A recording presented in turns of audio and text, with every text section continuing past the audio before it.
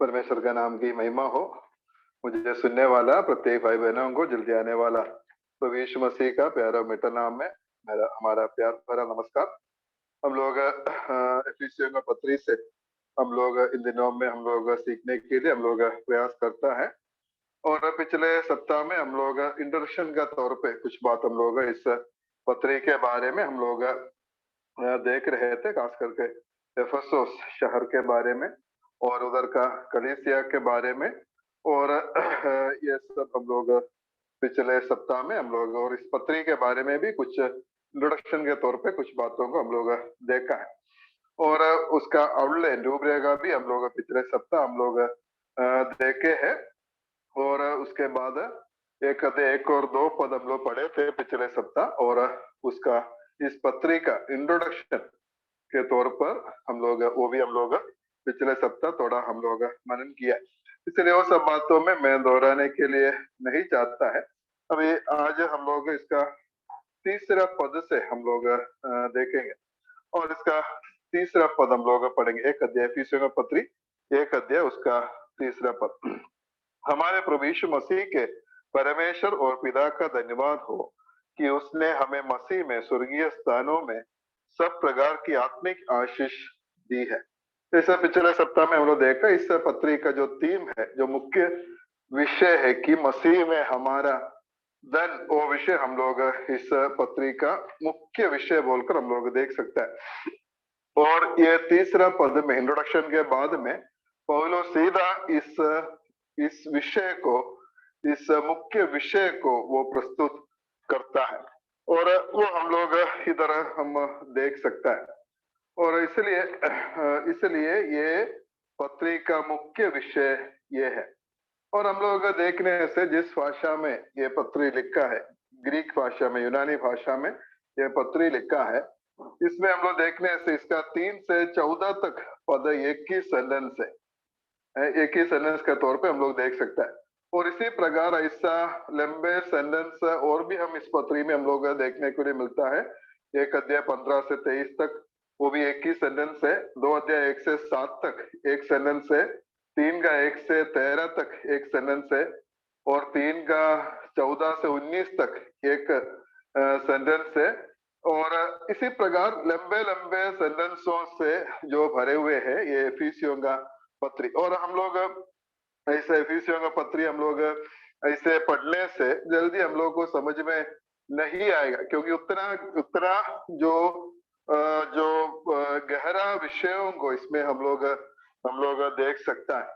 और लेकिन हम लोग एक बात हम लोग समझना है, ये पत्री जिसके लिए पौलुस लिखा है, खास करके एफिसुस कलीसिया का विश्वासियों के लिए जब पौलुस पत्री लिखा है, वो विश्वासी लोग ये समझ सकते थे, वो विश्वासी लोग ये समझ सकते। हम लोग आज पढ़ने से हम लोग को जल्दी समझ में नहीं आता, इसके एक एक शब्द, उसका प्रयोग हम लोग को समझ में नहीं आता, क्योंकि पौलुस इसका ये विषय का गंभीरता के लिए उसको वो बताने के लिए वो कोशिश करता है। और लेकिन वहां का विश्वासी लोग समझते थे। और इसका कारण जरूर है कि हम लोग पिछले सप्ताह में देखा, पौलुस 3 साल का सेवकाई एफेसुस में किया। और पौलुस का इतना लंबा सेवकाई ये एफेसुस का कलीसिया को मिला है, इसलिए लोग को ये समझ सकता है। ठीक है, हम लोग इसलिए इसका 3 से 14 तक जैसा एक ही सेंटेंस से बोलकर हम लोग देख रहे थे। उसमें तीसरा पद में जो हम लोग अभी जो पढ़ा है, वो पौलुस अपना मुख्य विषय को प्रस्तुत करते, उसका इंट्रोड्यूस करते, उसका मुख्य विषय को इंट्रोड्यूस करता है। और वो विषय है कि प्रभु यीशु मसीह के परमेश्वर और पिता का धन्यवाद हो कि उसने हमें मसीह में स्वर्गीय स्थानों में सब प्रकार की आत्मिक आशीष दी है। हम लोग मसीह में आशीष पाए हुए लोग हैं, हम लोग मसीह में धनी लोग हैं, ये हम लोग समझना बहुत जरूरी है। आज बहुत सारा विश्वासी लोगों का जीवन में देखने से ऐसे कंगालपन का जैसा आत्मिक तौर पर एक कंगालपन का जीवन को बिता रहे, वो लोगों को ये मालूम नहीं है कि वो सच में धनी है बोलकर, धनी होकर एक कंगाल का जीवन जी रहा है। मैं एक कहानी या उदाहरण के तौर पे मैं बताने के लिए चाहता। ऐसा एक जगह में एक एक विधवा माँ थे और उसका एक बेटे थे। वो बहुत कष्ट कर कर मेहनत कर कर दूसरा घरों में जाकर काम कर कर ऐसा ये बेटा को पालन पोषण किया, ऐसे उसको बड़ा किया। और उसके बाद ये बेटा जब बड़ा हो गया, उसको विदेश में एक अच्छा नौकरी मिला है और जाने के समय में वो माँ को बोला, माँ मैं मैं नौकरी करने के लिए मैं विदेश में मैं जाएगा और अभी से आपको कष्ट करने का कोई जरूरत नहीं है। मैं जाकर उधर पैसा कमाएंगे और हर महीना मुझे जब तनख्वाह मिलता है मैं आपको वो पैसा भेजेंगे, इसलिए आप अभी से काम करने का जरूरत नहीं है, आराम से आप बैठ बैठ सकता है। ऐसा ये लड़का चला गया। उसके बाद हर महीना में लड़का का चिट्ठी इसको मिलता है और लेकिन उसके साथ में कुछ पैसा ये माँ नहीं देखा है, ये कुछ भी नहीं मिला। ऐसा 1 साल हो गया, 2 साल हो गया, कुछ भी पैसा नहीं मिला। माँ अभी भी काम करने के लिए जाता है, बहुत मेहनत करता है, पैसा कमाता है, ऐसा वो अपना जो है काम को आगे चलाता है। ऐसा जो 2 साल के बाद में ये लड़का वापस आया। लड़का वापस आया तब देखा ये माँ का हालत और भी खराब है और अभी भी वो ऐसा जैसा पहले जैसा है उससे भी खराब है उसकी अवस्था। अभी भी वो काम करने के लिए जाता है। रे ये क्या हो गया है? तब उसका माँ को पूछा, क्यों माँ का क्या आपको क्या हुआ? मैं बोला था ना आपको कोई काम का जाने का जरूरत नहीं है, मैं आपको पैसा भेजेगा। तब माँ बोला, हाँ बेटा लेकिन तुमने कोई पैसा नहीं भेजा, हर महीना तुम्हारा चिट्ठी मिलता था। और अब लड़का और पूछा, क्या मेरा चिट्ठी आपके पास है? तब ये माँ ये सारा चिट्ठी ऐसे संभाल के रखता था और ये हर एक चिट्ठी ये लड़का खोल के देखा कि उसमें जो 10,000 का 20,000 का जो चेक उसमें पड़ा हुआ है। ये माँ को मालूम नहीं है कि वो क्या है बोलकर इसको कैसे इस्तेमाल करना, वो क्या है बोलकर वो माँ को मालूम नहीं है, इसलिए वो अभी भी एक कंगालपन का जीवन बिता रहा है। मैं बताने का मतलब यह है कि हम विश्वासी लोग बहुत बार ये नहीं समझता है हम कितना धनी है बोलकर। हम लोग हमारा आत्मिक धन को महसूस नहीं करते, इसलिए आत्मिक तौर पर एक कंगालपन का जीवन हम लोग बिता रहा है। लेकिन ऐसा नहीं होना चाहिए। हम सच में हम लोग धनी लोग हैं, आत्मिक तौर पे हम धनी हैं और वो धन को समझकर उसका सही रीति से इस्तेमाल करने से एक जयवंत मसीही जीवन हम लोग जी सकता है। और इसलिए पौलुस ये इफिसियों पत्र लिखने का समय में उसका एक इच्छा ये है कि ये विश्वासी लोग या हम लोग ये समझना है कि मसीह में हम कितना धनी है और किस प्रकार हमारा आत्मिक धन को हम लोग इस्तेमाल कर सकते हैं। और वो धन के बारे में हम इधर देख सकता है। सबसे पहले बात है वो धन का सोर्स या स्रोत क्या है। धन का हमारा जो आशीष हमें मिला है, तो जो आशीष के बारे में हम लोग इधर देख सकता है आशीष का स्रोत क्या है। और वो हम लोग इधर पढ़ता है, हमारे प्रभु यीशु मसीह के परमेश्वर और पिता का धन्यवाद हो कि उसने हमें मसीह में स्वर्गीय स्थानों में सब प्रकार की आत्मिक आशीष दी है। आशीष का स्रोत जो है प्रभु यीशु मसीह के परमेश्वर और पिता है, उधर से हमें अनुग्रह मिला है या आशीष हमें मिला है। पिता परमेश्वर, प्रभु यीशु मसीह का पिता परमेश्वर, वहां से हमारा आशीष मिला हुआ, इसलिए हमारा आशीष का स्रोत है वो परमेश्वर स्वयं है। परमेश्वर से हमें आशीष मिला है, ये हम लोग समझना। और ये आशीष हमें कैसे मिला है? हमें मसीह यीशु के परमेश्वर पिता के धन्यवाद हो कि उसने हमें मसीह में सब प्रकार स्वर्गीय स्थानों में सब प्रकार की आत्मिक आशीष दिया है मसीह में। जैसे पिछले सप्ताह में भी हम लोग देख रहे थे, हम विश्वासी का स्थान मसीह में है, हम लोग मसीह में है और मसीह में हमें जो आशीष मिला है वो परमेश्वर पिता परमेश्वर की ओर से मिला और वो भी मसीह में हमें जो आशीष मिला है। इफिसियों का पत्री जो है वो आशीषों का, आत्मिक धनों का, जो धन का वो भंडार को हम लोग देख सकता है। हमें क्या क्या धन मिला मसीह के द्वारा, मसीह में पिता परमेश्वर से क्या क्या धन मिला, उसका बड़ा भंडार को इस इफिसियों पत्री में हम लोग देख सकते हैं। हम अपना आंख को खोलकर हम लोग देखना चाहिए। हम लोग कुछ बातों को जल्दी में पढ़ेंगे। इफिसियों का पत्री 1:7 में हम उधर देख सकता है, अनुग्रह के धन के बारे में हम लोग देख सकते हैं, परमेश्वर के अनुग्रह के धन। और 2:7 में भी तो ऐसे पढ़ता है, अनुग्रह का असीम धन दिखा है परमेश्वर का। प्रभु यीशु में, मसीह में हम परमेश्वर का क्या क्या धन को हम लोग इस्तेमाल कर सकता है। पहला है उसका अनुग्रह का, उसका असीम अनुग्रह का धन हम लोग इस्तेमाल कर सकता है। और इफिसियों का पत्र 1:18 में हम लोग पढ़ता है, उसकी मीरास की महिमा का धन कैसे है, उसका महिमा का धन है वो हम लोग इस्तेमाल कर सकते हैं। 3:16 में भी हम लोग वही बात हम लोग देख सकते हैं, महिमा के धन के अनुसार परमेश्वर के महिमा का धन उसका वो आज हम हमारा भी है।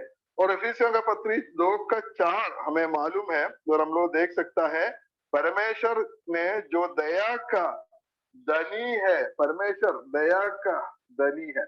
और सिर्फ इतना नहीं है, ऐसा 3 अध्याय उसका 8 पद पढ़ने से उसका आखिरी भाग ऐसा है, मसीह के अगम्य धन का सुसमाचार सुनाओ।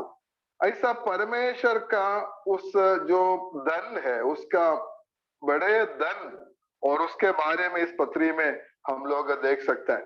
और हम लोग जब परमेश्वर के घर में जब हमारा जन्म हुआ, तब ये सारा धन परमेश्वर का जो भी धन है उसका भागीदार हम लोग भी बना है और हम लोग उसका इस्तेमाल करना है। और उसी बात में हम लोग आगे हम लोग आते हैं।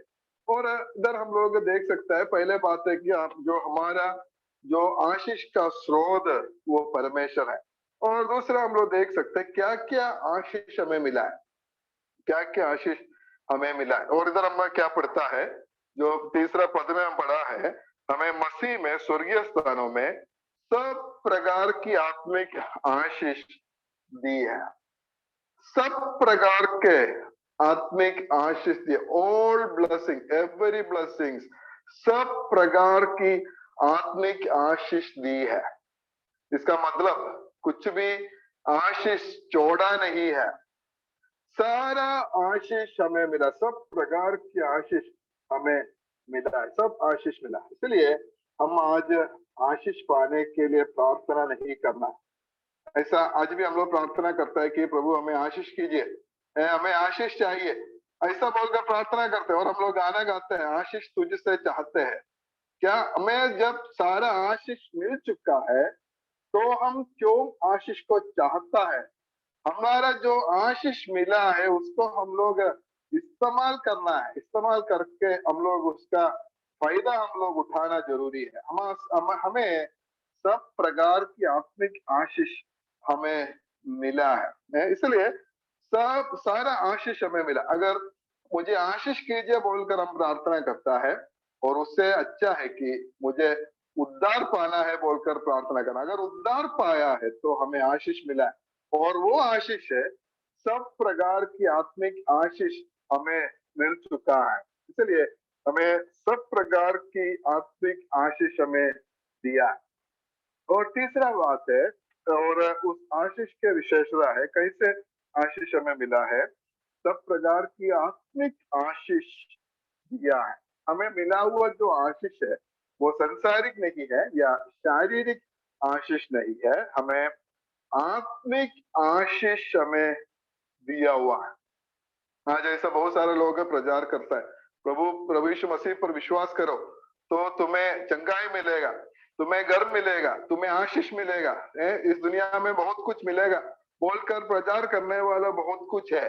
लेकिन हमें कैसा आशीष मिला है? हमें आत्मिक आशीष मिला है।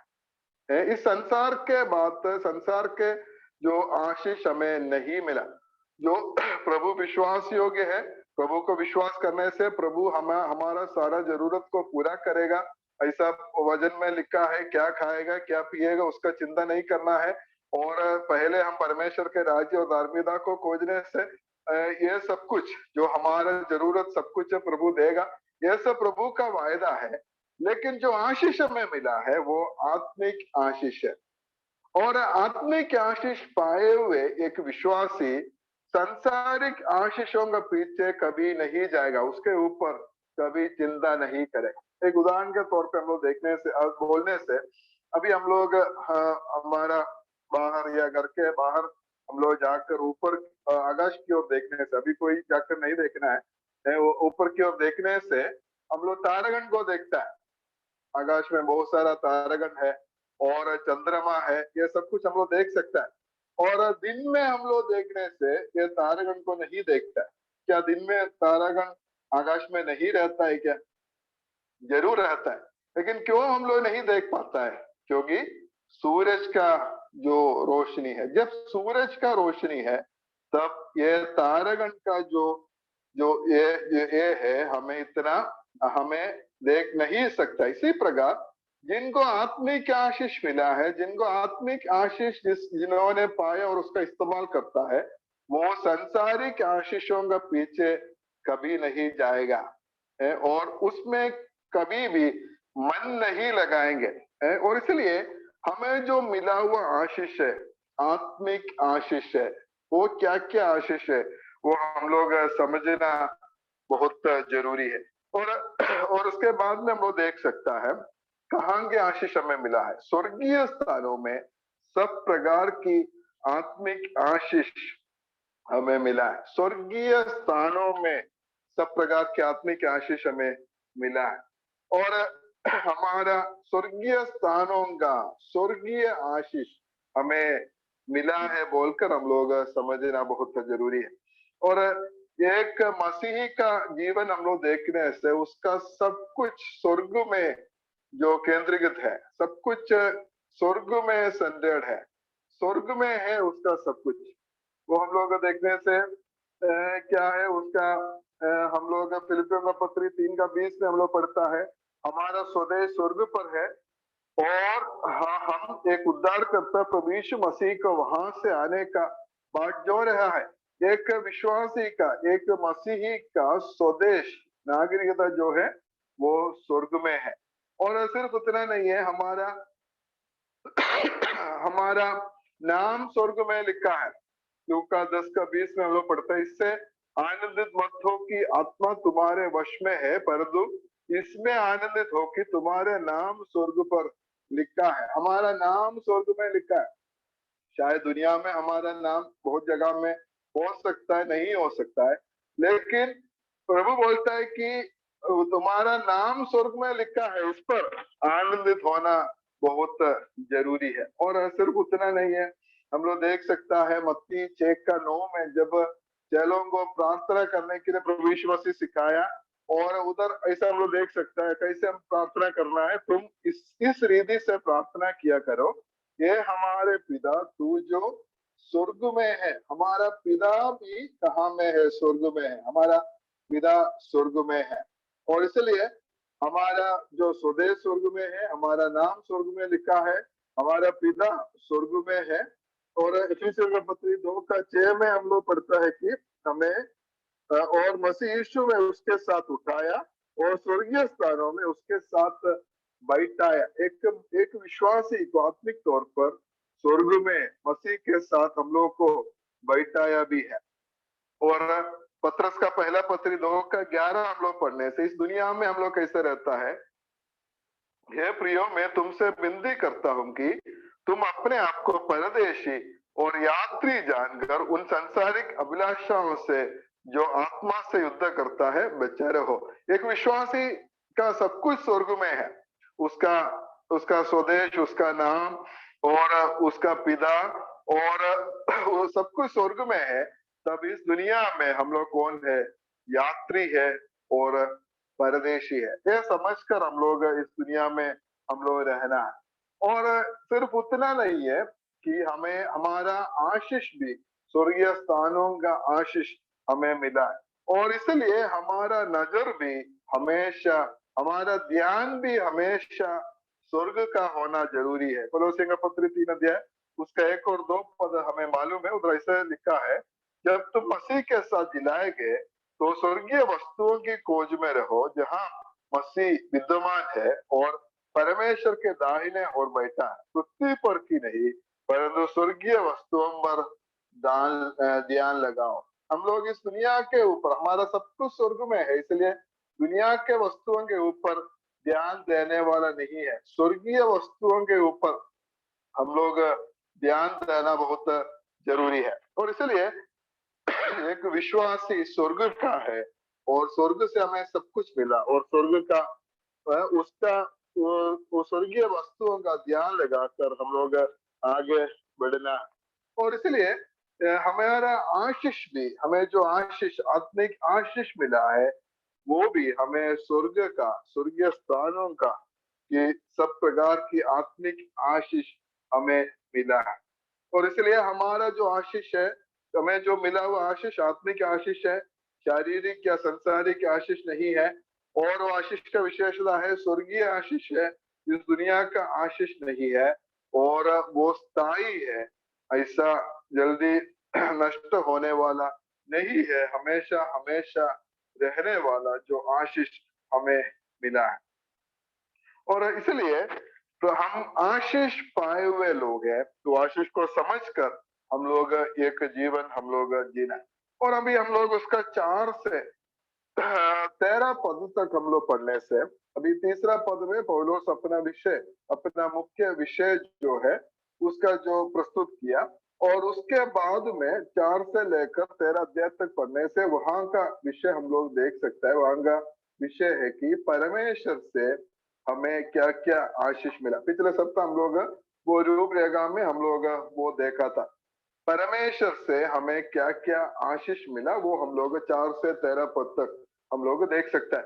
और उसका 3 भाग हम लोग कर सकता है, और वहां हम लोग देखने से ऐसा है 4 से 6 पद तक जो है पिता परमेश्वर से हमें क्या क्या आशीष मिला, 7 से 12 पद तक पुत्र परमेश्वर से क्या क्या आशीष मिला, और 13 और 14 पद में पवित्र आत्मा परमेश्वर से क्या क्या आशीष मिला। और ये जो इसका हर एक शब्द को लेकर हम लोग मनन नहीं करेंगे, ऐसा करने से क्या होता है, बहुत समय लगता है, जल्दी कदम नहीं होगा। और सिर्फ उतना नहीं है, ऐसा नहीं है कि हम लोग ऐसा पूरा डिटेल में अगर जाएगा तो मुझे और आपको कुछ भी समझ में नहीं आएगा। इसलिए एकदम सरल रीति से इसका कुछ मेन भाग मैं बोलकर आगे जाने के लिए मैं चाहता है। और इसलिए पिता परमेश्वर से हमें क्या आशीष मिला, वो 4 से 6 तक, 7 से 12 तक जो है पुत्र परमेश्वर से क्या क्या आशीष मिला, और 13 और 14 पद में पवित्र आत्मा परमेश्वर से हमें क्या क्या आशीष मिला, ये हम लोग देख सकते हैं।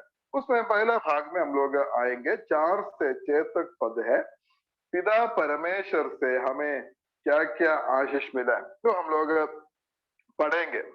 तो ऐसे लिखा है, जैसा उसने हमें जगत की उत्पत्ति से पहले उसमें चुन लिया कि हम उसके निकट प्रेम में पवित्र और निर्दोष हो, और अपनी इच्छा के भले अभिप्राय के अनुसार हमें अपने लिए पहले से ठहराया कि यीशु मसीह के द्वारा हम उसके लेबालक पुत्र हो, कि उसके उस अनुग्रह की महिमा की स्तुति हो जिससे उसने हमें उस प्रिय में श्वेत में दिया है।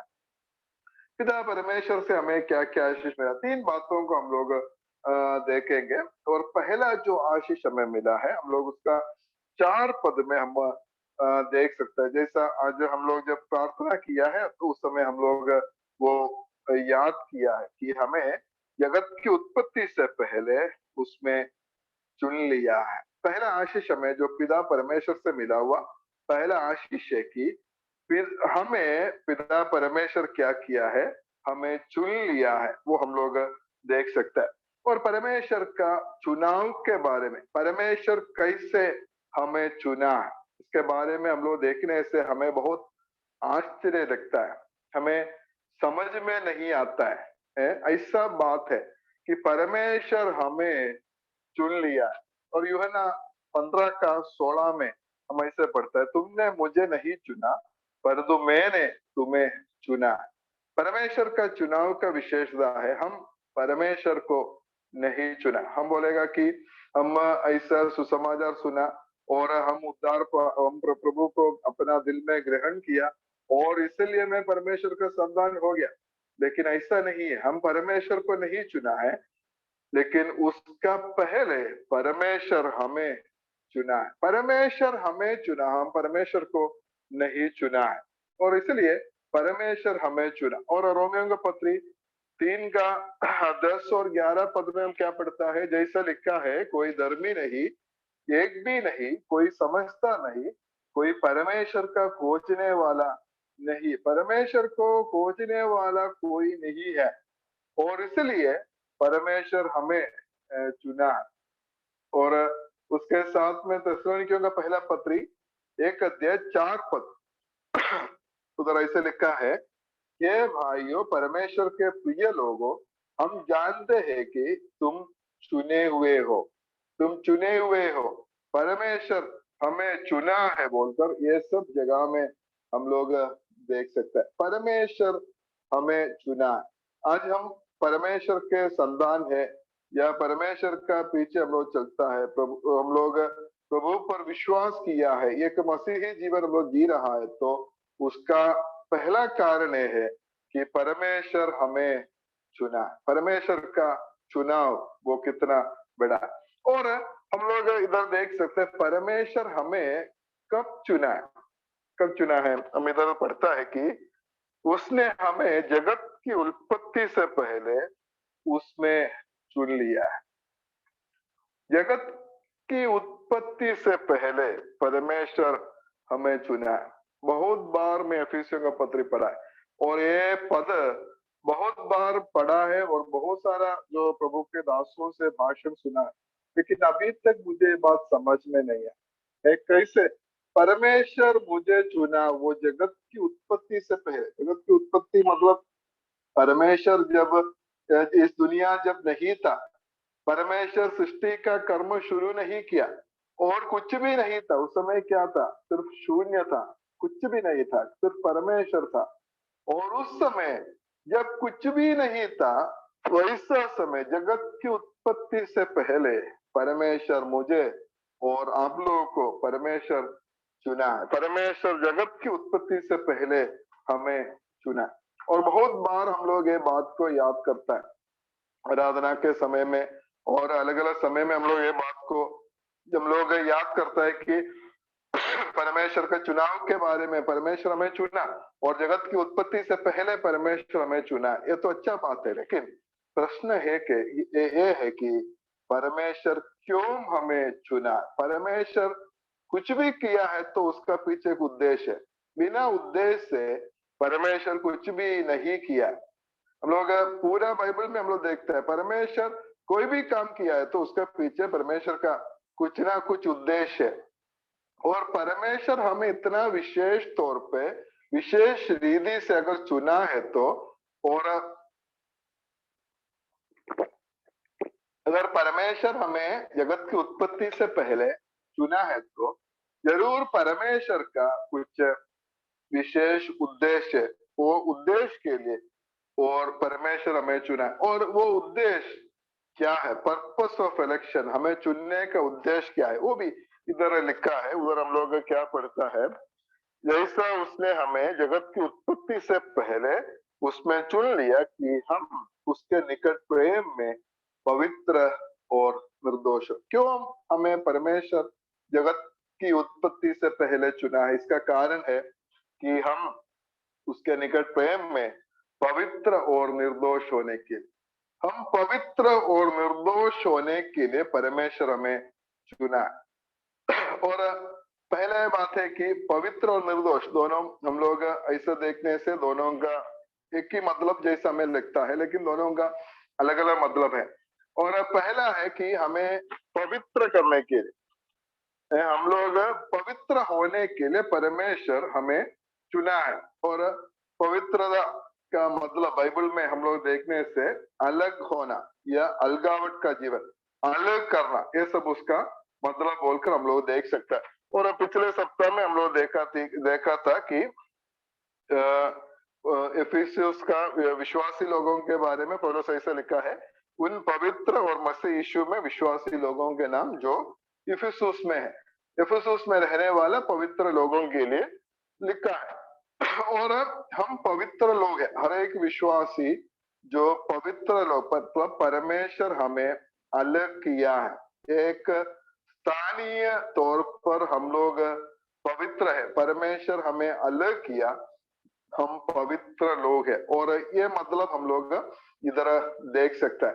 और जब जब इफिसुस का पवित्र लोग बोलकर पौलुस बुलाए, तो इसका मतलब ये नहीं है कि हर एक विश्वासी जो 100% जो सही जीवन या पवित्र जीवन या बिता रहा, ऐसा नहीं है कि, लेकिन जो विश्वासी लोगों जो हम जब प्रभु को ग्रहण किया, जो परमेश्वर का पवित्रता हमें मिला है, और इसलिए हमको परमेश्वर क्या किया, हमें अलग किया है, अलग किया है, और इसलिए हम पवित्र बन गया है। इसलिए हम संत लोग है या हम पवित्र लोग हैं, और इसमें हम लोग कोई काम नहीं किया है। हम पवित्र होने के लिए हम हमारा तरफ से कोई भी काम नहीं है, या ये परमेश्वर पूरा रीति से परमेश्वर का काम है, परमेश्वर हमें पवित्र किया। और दूसरा बात हम इधर देख सकते हैं, हमें चुनने का, परमेश्वर चुनने का पहला कारण है कि हम पवित्र होना है, और दूसरा कारण है कि हम निर्दोष होना, पवित्र और निर्दोष। अगर हमें पवित्र करना, वो परमेश्वर का काम, परमेश्वर हमें पवित्र किया है, उसमें हम लोग कुछ भी नहीं किया। लेकिन निर्दोष होना मतलब जरूर इसमें हमारा हाथ है। परमेश्वर हमें पवित्र किया है, तो वो पवित्रता हमारा जीवन का हर क्षेत्र में, हर बात में वो पवित्रता होना बहुत जरूरी है। वो पवित्रता बनाए रखने का बहुत जरूरी है। ऐसा पवित्र लोगों का जो बातें उचित नहीं है, वो बात हम लोग नहीं करना है। और इसलिए परमेश्वर हमें पवित्र किया, तो वो पवित्रता में हम लोग, पवित्रता का एक जीवन जीना, ये हमारा कर्तव्य है बोलकर हम लोग देख सकते हैं। और ये परमेश्वर हमारा जीवन से चाहता है। और इफिसियों का पत्री 5:27 में हम लोग पढ़ता है, प्रभु हमें क्या करता है कि, और उसे एक ऐसे तेजस्वी कलीसिया बनाकर अपने पास खड़ी करे, जिसमें ना कलंक, ना जुरी, ना कोई और ऐसी वस्तु हो, वरन पवित्र और निर्दोष हो। प्रभु यीशु मसीह हमारे जीवन में काम करता है, हमें पवित्र और निर्दोष बनाने का काम करता है। इसलिए एक निर्दोष होकर एक जीवन हम लोग जीना है, ये परमेश्वर हमसे चाहता है। और हम लोग इधर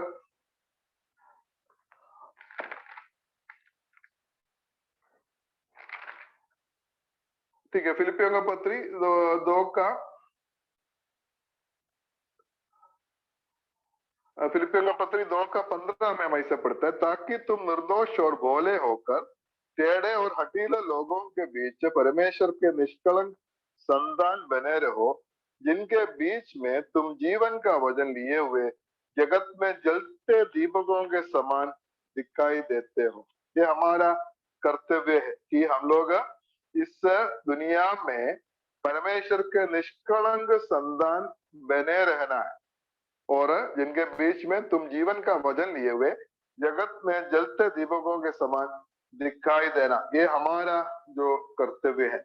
और हम लोग देखने से कोलोसियों का पत्री 1:22 भी हम लोग ऐसे पढ़ता है, उसने अब उसकी शारीरिक देह में मृत्यु के द्वारा तुम्हारा भी मेल कर लिया, ताकि तुम्हें अपने सन्मुख पवित्र और निष्कलंक और निर्दोष उपस्थित रखे। ये परमेश्वर हमें चुना है, तो परमेश्वर ये हमसे चाहता है हम उसके सन्मुख में पवित्र और निष्कलंक हो, या पवित्र और निर्दोष हो, ये परमेश्वर हमसे चाहता है।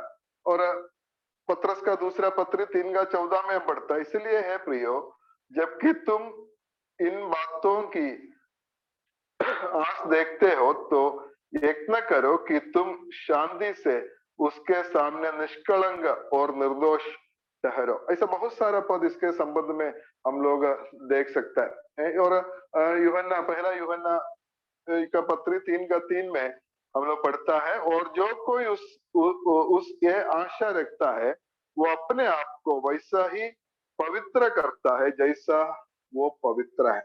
ये हमारा कर्तव्य है, पवित्रता का एक जीवन हम लोग जीना। ऐसा तो परमेश्वर में पवित्र किया, हमें अलग किया है, और लेकिन एक पवित्रता का जीवन हम लोग जीना है, वो परमेश्वर हमसे चाहता है। और हम लोग निर्गमन का किताब में हम लोग ये पेसह का मेमना के बारे में हम लोग देख सकता है, और उधर 12 अध्याय में हम लोग वो बात हम लोग देख सकता है। पहला है कि 12 का 3 में इसराइल की सारी मंडली से इस प्रकार कहो, इसी महीने के 10वें दिन को तुम अपने अपने पितरों के कराने के अनुसार घराने पीछे एक एक मेमना लेके रखना है। और ये जो प्रभु ने परमेश्वर ने दिया हुआ आज्ञा है कि जो 10वां दिन में एक मेमने को अलग करना मतलब जो हमारा समझने का भाषा में पवित्र करना, एक मेमने को अलग कर कर रखना है। यह परमेश्वर हमारा जीवन में किया है। और 6 पद में हम ऐसा पढ़ता है, और इस महीने के 14वें दिन तक उसे रख छोड़ना, और उस दिन गुदली के समय इसराइल की सारी मंडली के लोग इसे बलि करना है। 4 दिन इसको रखना है, 10वां दिन को इसको अलग करना है, लेकिन 4 दिन इसको रखना है। और 14वें दिन का जो शाम के समय या गुदली के समय में उसको उसको बलि करना है। 4 दिन क्यों इसको रखना पड़ता है? क्योंकि ये मेमने को ऐसा उस घर के लोग, जो समाज के लोग सब ध्यान से देखता है, इसमें कोई कमी है क्या, इसमें कोई कलंक है क्या, ऐसा कोई दोष इसमें है क्या, वो ध्यान से देखता है। इसी प्रकार परमेश्वर हमें अलग किया है, हमें परमेश्वर इस दुनिया से अलग किया, परमेश्वर हमें चुन लिया, हमें पवित्र बनाया, लेकिन हमारा जो कर्तव्य है एक पवित्रता का जीवन हम लोग जीना, वो हमारा कर्तव्य है। और इसलिए जो हमें परमेश्वर चुनने का, परमेश्वर का उद्देश्य है कि हम उसके निकट पवित्र और निर्दोष होना है। और हम लोग उधर ऐसा पढ़ता है, हम उसके निकट प्रेम में पवित्र और निर्दोष हो। इन लव, प्रेम में हम पवित्र और निर्दोष हो। हम लोग एक पवित्र जीवन इसलिए नहीं बिताना है कि जबरदस्ती के कारण, कि जबरदस्ती है, परमेश्वर ऐसे ही आज्ञा दिया है पवित्र जीवन जीने, इसलिए हमें ऐसा वो नहीं कर सकते, ये नहीं कर सकते, उधर ना नहीं जा सकता है, ये नहीं बोल सकता है, ऐसा जैसा तैसा जीना, ऐसा नहीं है कि जबरदस्ती के कारण हम लोग नहीं करता है कि, लेकिन हमें एक पवित्र जीवन इसलिए जो हम लोग जी रहा है परमेश्वर का प्रेम के प्रति, प्रेम में पवित्र और निर्दोष होना, ये परमेश्वर हमसे चाहता है। इसलिए पिता परमेश्वर से हमें मिला हुआ जो पहला आशीष है, पिता परमेश्वर हमें चुन लिया, वो भी जगत की उत्पत्ति से पहले चुन लिया। ये कितना साल पहले हुआ हमें मालूम नहीं है, जगत की उत्पत्ति से पहले परमेश्वर हमें चुन लिया। और इसलिए जो हमारा उद्धार के विषय में पिता पुत्र पवित्र आत्मा तीनों व्यक्ति का काम हम लोग देख सकता है। और पिता परमेश्वर की तरफ से देखने से हमारा उद्धार तब हुआ जब उत्पत्ति का पहले परमेश्वर हमें चुना है, तभी से परमेश्वर हमें चुना है, हमें अलग किया है। और हमारा उद्धार जो जब उसने हमें चुना है तब हमारा उद्धार हुआ। लेकिन पुत्र परमेश्वर के तरफ से देखने से हमारा उद्धार तब हुआ जब पुत्र परमेश्वर हमारे लिए क्रूस पर अपना लहू बहाकर जो वो मर गया है, उस समय हमारा उद्धार हुआ। जो पुत्र परमेश्वर के तरफ से देखने से, पवित्र आत्मा परमेश्वर के तरफ से देखने से हमारा उद्धार कब हुआ?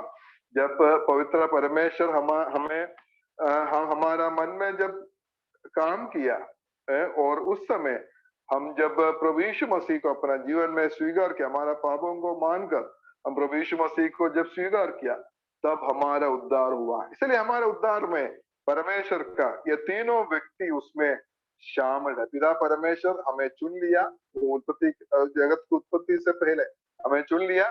पुत्र परमेश्वर हमें उद्धार देने के लिए हमारे लिए क्रूस पर अपना जीवन दिया, हमारे पापों का छुटकारा के लिए उन्होंने लहू बहाया। और पवित्र आत्मा परमेश्वर हमें हमारा मन में काम किया और प्रभु में उसने वो हमें लाया है, ऐसा हमारा उद्धार हुआ। इसलिए पिता परमेश्वर से मिला हुआ जो पहले आशीष है वो हमें चुन लिया, जगत की उत्पत्ति से पहले हमें चुन लिया। और पिता परमेश्वर से मिला हुआ जो दूसरा आशीष के बारे में हम लोग देखेंगे, हम लोग उसका 5 पद में हमें इसे पढ़ता है, और अपनी इच्छा के भले अभिप्राय के अनुसार हमें अपने लिए पहले से ठहराया कि यीशु मसीह के द्वारा हम उसके लेबालक पुत्र हो। पिता परमेश्वर से मिला वो दूसरा आशीष है कि वो हमें पहले से ठहराया, कि प्रीडेस्टिन्ड अस, हमें पहले से ठहराया। ये पहले से ठहराया मतलब पहले से चुन लिया, और उसके साथ में दूसरा जो आशीष है वो हमें पहले से ठहराया। इसका मतलब क्या है? पहले से प्रीडेस्टिनेशन या पहले से ठहराया मतलब इंग्लिश में मार्क्ड आउट, या हमें हमारे ऊपर मार्क लगाया, जो निशाने लगाया, हमें अलग किया, वो मतलब हम लोग इसमें देख सकते हैं। जैसे आप लोग आसाम में आने से इधर बहुत सारा चाय बागान है, और चाय के जो जो फैक्ट्री हम लोग देख सकता है, और फैक्ट्री में हम लोग जाने से उधर ऐसा बहुत सारा जो चाय पत्ता जो ऐसा पैकेट हम लोग देख सकता है।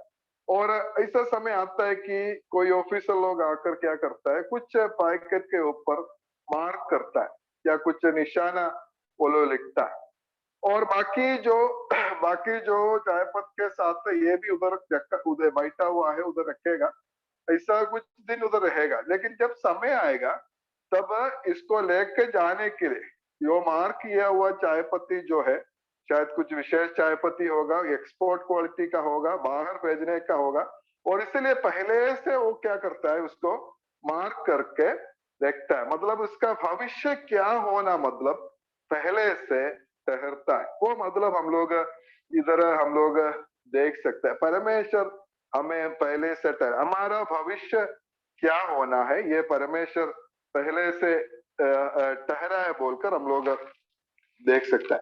और भजन संगीत 139 का 13 से लेकर हम लोग पढ़ने से तो ऐसा लिखा है, मेरे मन का स्वामी तो तू है, तूने मुझे माता के गर्भ में रचा, मैं तेरे धन्यवाद करूंगा इसलिए कि मैं भयानक और अद्भुत रीति से रचा गया हूँ। तेरे काम तो आश्चर्य है और मैं इसे भली भांति जानता हूँ। जब मैं गुप्त में बनाया जाता और पृथ्वी के नीचे स्थानों में रचा जाता था, तब मेरी हड्डियां तुझसे चिपकी न थी। तेरी आंखें ने मेरे बड़ौल तत्व को देखा, और मेरे सब अंग जो दिन दिन बनते जाते थे वे रचे जाने से पहले तेरे पुस्तकों में लिखे हुए थे। देखिए कितने अद्भुत है। हम जब जो अपना माँ के गर्भ में जब हम हो रहा है उस समय में परमेश्वर हमें हमें जान देते, और सिर्फ उतना नहीं है, हमें पहले से परमेश्वर ठहरा, हमारा भविष्य क्या होना बोलकर परमेश्वर पहले से ठहराया है। और परमेश्वर हमें पहले से ठहराया इसलिए हम विश्वास में आया है। हम लोग प्रेरितों का काम 13 अध्याय 48 में हम ऐसे पढ़ता है, यह सुनकर उधर जो अंत्योक्या में जैसा जो प्रभु की सेवा हुआ है उसके बारे में तो लिखा है, यह सुनकर अन्य जाति आनंदित हुए और परमेश्वर के वचन की बढ़ाई करने लगे, और जितने आनंद जीवन के लिए ठहराए गए थे उन्होंने विश्वास किया। आनंद जीवन के लिए जो ठहराया गया वो वही लोग जो विश्वास किया। हमें पहले से ठहराया, ऐसा नहीं है कि मैं प्रभु को ग्रहण किया इसलिए मैं जो उद्धार पर, वो तो सच है, लेकिन हम प्रभु को ग्रहण करने का पहले सालों पहले परमेश्वर हमें चुना है और हमें उसमें ठहरा है। और परमेश्वर का काम कितना अद्भुत है। ऐसा तो परमेश्वर हमें पहले से ठहराया है, और इसलिए हम परमेश्वर को धन्यवाद करें। और इसका परमेश्वर हमें ठहरने का, पहले से ठहरने का उद्देश्य भी जल्दी बोलकर मैं समाप्त करने के लिए चाहता है। रोमियों का पत्री 8 का 29 और 30 पद पढ़ने से उसका प्री डेस्टिनेशन का परमेश्वर हमें पहले से ठहराया है तो उसका उद्देश्य क्या है, उधर हम ऐसे पढ़ता, रोमियो का पत्र 8 का 29 और 30 में हम ऐसे पढ़ता है, क्योंकि जिन्हें उसने पहले से जान लिया है उन्हें पहले से ठहराया भी है कि उसके पुत्र के स्वरूप में हो, ताकि वो बहुत भाइयों में पहलौठा ठहरे। फिर जिन्हें उसने पहले से ठहराया उन्हें बुलाया भी, और जिन्हें बुलाया उन्हें धर्मी भी ठहराया है, और जिन्हें धर्मी ठहराया उन्हें महिमा भी दी है। और वो प्रभु का परमेश्वर जो किया हुआ वो प्रोसेस को हम लोग इधर देख सकता है। और उसमें से एक बात सिर्फ मैं बोलने के लिए चाहता है कि उन्हें पहले से ठहराया भी है कि उसके पुत्र के स्वरूप में हम लोग होना है। परमेश्वर हमें अगर चुन लिया, परमेश्वर पहले से ठहराया, परमेश्वर का उद्देश्य है कि हम उसके पुत्र के स्वरूप में हम लोग होना है, उसका पुत्र के स्वरूप में होना, ये परमेश्वर का उद्देश्य। जैसे हम लोग आज गाना गा रहे थे, और अबाउट जीसस, हम लोग प्रभु के बारे में हम लोग और भी सीखना, और भी अगर अधिक हम लोग जानना है, लेकिन प्रभु के बारे में जानने से काफी नहीं, उससे अधिक उसके जैसा बनना, वो हमारा उद्देश्य, हमारा मकसद होना चाहिए। हम अपना परमेश्वर के पुत्र के स्वरूप में हो, उसके लिए परमेश्वर हमें पहले से ठहरा है। देखिए हमारा जीवन से परमेश्वर का कितना बड़ा उद्देश्य है। हमारा सिर्फ इतना हमारा लक्ष्य था कि स्वर्ग जाना, नरक नहीं जाना है, स्वर्ग में जाना है। हम किसी से हम सुसमाचार बोलने से भी हम लोग बोलते हैं कि भाई आप नरक में जाएगा, प्रभु यीशु मसीह पर विश्वास करो तो स्वर्ग में जाएगा, कि हमें उतना मिलने से हम खुश है, हम काफी है। स्वर्ग जाना, नरक नहीं जाना, स्वर्ग में जाना ठीक है, अच्छा है। लेकिन परमेश्वर को हमारे जीवन के बारे में कितना बड़ा लक्ष्य है, कितना बड़ा उद्देश्य है। हमें अपना पुत्र के स्वरूप में हमें बनना, अपना पुत्र का जैसा हम बनना है, ये परमेश्वर का बड़ा उद्देश्य है। क्या हम अपने पुत्र के जैसा, परमेश्वर के पुत्र के जैसा बनने के लिए हम लोग कोशिश करते हैं क्या?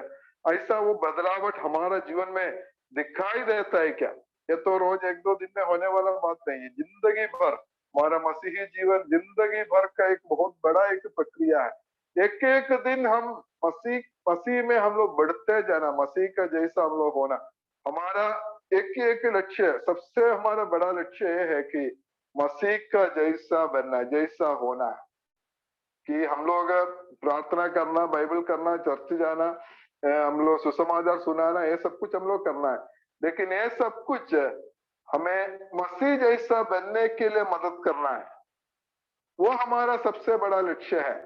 और वो उसके लिए हम लोग आगे बढ़ना है, और कल से ज्यादा आज, आज से ज्यादा कल मसीह का जैसा बने।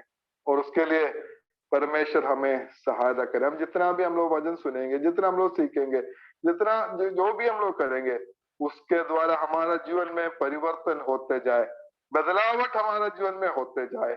और हमारा बदलावट ऐसा होना है कि मसीह का जैसा, मसीह का जैसा बनने के लिए अपने पुत्र की समानता में या स्वरूप में होना, ये हमारा लक्ष्य होना बहुत जरूरी। इसलिए हम लोग आज देख रहे थे कि हम कितना धनी लोग हैं, हमें मसीह में स्वर्गीय स्थानों में सब प्रकार की आत्मिक आशीष हमें दिया। हम सच में धनी लोग हैं, वो हम लोग समझकर हमारा आत्मिक धन को हम लोग इस्तेमाल करना है। पिता परमेश्वर से हमें क्या क्या आशीष मिला, और दो बात को हम लोग आज देखा है कि पहला है कि पिता परमेश्वर हमें चुना है, वो भी जगत की उत्पत्ति से पहले हमें चुना, और चुनने का कारण क्या है? उसके निकट प्रेम में पवित्र और निर्दोष।